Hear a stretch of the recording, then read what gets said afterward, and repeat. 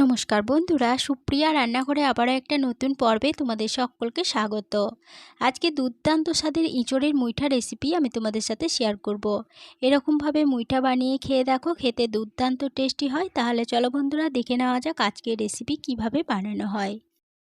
রেসিপিটা বানানোর জন্য এখানে একটা মিডিয়াম সাইজের ইঁচড় নিয়েছিলাম, আর হাতে সর্ষের তেল দিয়ে ইঁচড়ের খোসা ছাড়িয়ে ইঁচড়টাকে ঠিক এইভাবে ডুমো করে কেটে নেওয়ার পরে কুকারের মধ্যে পরিমাণ মতো জল, সামান্য লবণ ও সামান্য সর্ষের তেল দিয়ে একটা সিটি দিয়ে ইঁচড়গুলো সিদ্ধ করে নিয়েছি। ইঁচড়গুলো দেখো খুব ভালোভাবে সিদ্ধ হয়ে গেছে। আর এখানে আমি আমার রান্নার প্রয়োজন মতো একটা মিডিয়াম সাইজের ইঁচড় রান্না করছি। তবে তোমরা তোমাদের রান্নার প্রয়োজন অনুযায়ী ইঁচড়ের পরিমাণটা বাড়িয়ে বা কমিয়ে নিতে পারো। ইঁচড়গুলো এবার হাত দিয়ে খুব ভালোভাবে মেখে নেব। ইঁচড় খুব ভালোভাবে মেখে নেওয়া হয়ে গেছে।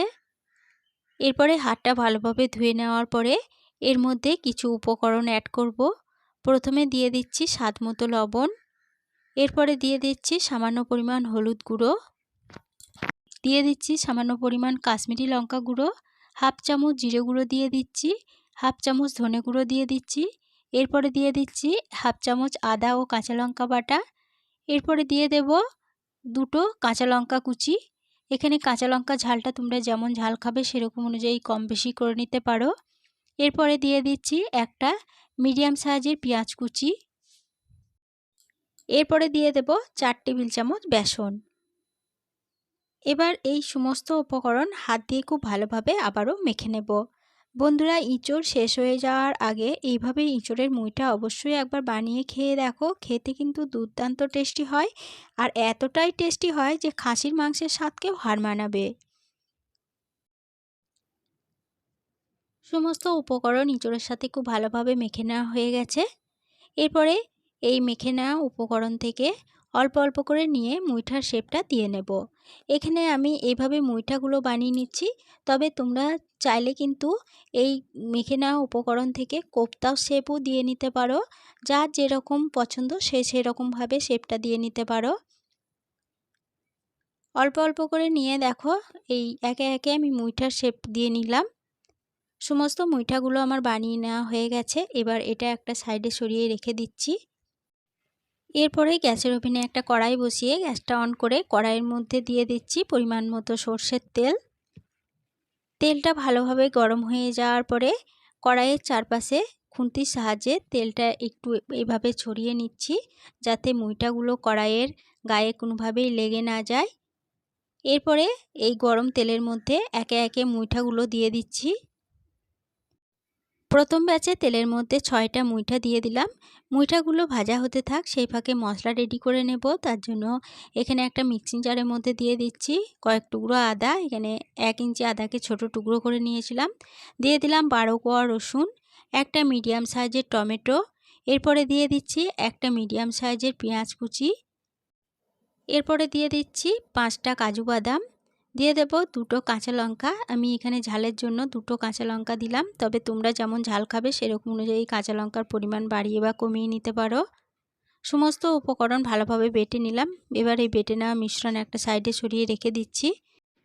এদিকে নিয়েছি দেখো 3টে মিডিয়াম সাইজের আলু।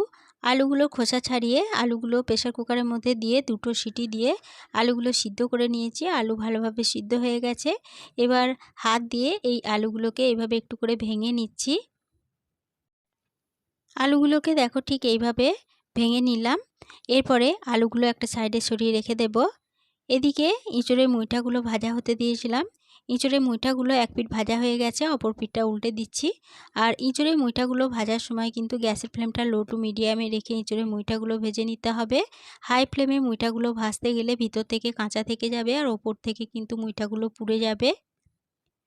বেশ কিছুক্ষণ সময় ধরে উল্টে পাল্টে ইঁচড়ের মুইঠাগুলো বেশ লালচে করে ভেজে নিলাম। এবার এই মুইঠাগুলো তেল থেকে তুলে নিয়ে বাকি মুইঠাগুলো এই একই তেলে একইভাবে ভেজে নেব।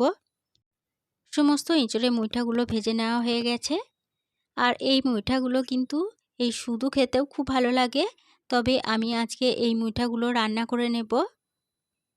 মুইঠাগুলো রান্না করার জন্য যে তেলে আমি মুইঠাগুলো ভেজেছিলাম সেই তেলে ফোড়নের জন্য দিয়ে দিলাম দুটো লবঙ্গ, দুটো এলাচ, একটা দারচিনির টুকরো, সামান্য পরিমাণ গোটা জিরে, একটা গোটা শুকনো লঙ্কা। এবার এই ফোড়নগুলো ভালোভাবে ভেজে নেব। ফোড়নগুলো ভালোভাবে ভেজে নেওয়ার পর ফোড়ন থেকে যখন সুন্দর গন্ধ বেরোতে শুরু করে দিয়েছে, তখন তেলের মধ্যে যে আদা, টমেটো, কাঁচা লঙ্কা, রসুনের পেস্ট বানিয়ে রেখেছিলাম সেটা দিয়ে দিলাম। এবার মিডিয়াম ফ্লেমে এই পেস্টটাকে একটু সময় ধরে ভালোভাবে নেড়েচেড়ে কষিয়ে নেব। মিডিয়াম ফ্লেমে পেস্টটাকে 2 মিনিট মতো নেড়ে কষিয়ে নিলাম। রসুন ও পেঁয়াজ থেকে যখন সামান্য কাঁচা গন্ধ চলে গেছে, তখন গ্যাসের ফ্লেমটা লো করে দিয়ে এর মধ্যে দিয়ে দিলাম হাফ চামচ জিরে গুঁড়ো, হাফ চামচ ধনে গুঁড়ো, কালারের জন্য দিলাম হাফ চামচ কাশ্মীরি লঙ্কা গুঁড়ো, হাফ চামচ হলুদ গুঁড়ো। এরপরে দিয়ে দেব মিক্সিং জারটা ধুয়ে সামান্য পরিমাণ জল। এবার গ্যাসের ফ্লেমটা লো টু মিডিয়ামে রেখে সমস্ত মশলা বেশ কিছুক্ষণ সময় ধরে ভালোভাবে নেড়েচেড়ে কষিয়ে নেব। লো টু মিডিয়াম ফ্লেমে মশলাটাকে মিনিট 5 সময় ধরে নেড়েচেড়ে কষিয়ে নিলাম। মশলা খুব ভালোভাবে কষানো হয়ে গেছে। এবার এই মশলার মধ্যে যে আলুগুলো সিদ্ধ করে ছোট টুকরো করে রেখেছিলাম সেই আলুগুলো দিয়ে দিলাম। এরপরে মশলার সাথে আলুগুলোকে একটু নেড়ে মিশিয়ে নিচ্ছি। মশলার সাথে আলুগুলোকে একটু নেড়ে মিশিয়ে নিলাম। এরপরে এর মধ্যে দিয়ে দেব পরিমাণ মতো জল। এখানে আমি 1 বাটি পরিমাণ গরম জল দিলাম। তবে তোমরা যেরকম গ্রেভি রাখতে চাও সেরকম অনুযায়ী জলের পরিমাণ বাড়িয়ে বা কমিয়ে নিতে পারো। এরপরে দিয়ে দিলাম স্বাদ মতো লবণ, আর স্বাদের ব্যালেন্সের জন্য দিয়ে দিলাম হাফ চামচ চিনি। এবার সমস্ত উপকরণ জলের সাথে ভালোভাবে নেড়েচেড়ে মিশিয়ে নেব। সমস্ত উপকরণ খুব ভালোভাবে নেড়েচেড়ে মিশিয়ে নিলাম।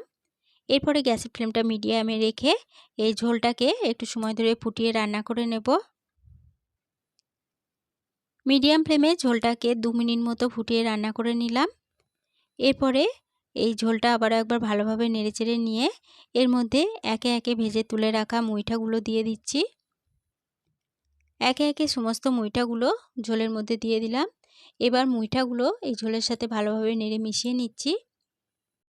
সমস্ত উপকরণ ভালোভাবে নেড়ে মিশিয়ে নিলাম। এরপরে এর মধ্যে একটা ঢাকা দিয়ে দিচ্ছি। ঢাকা দিয়ে মিডিয়াম ফ্লেমে মুইঠাগুলো এই ঝোলের সাথে একটু ফুটিয়ে রান্না করে নেব।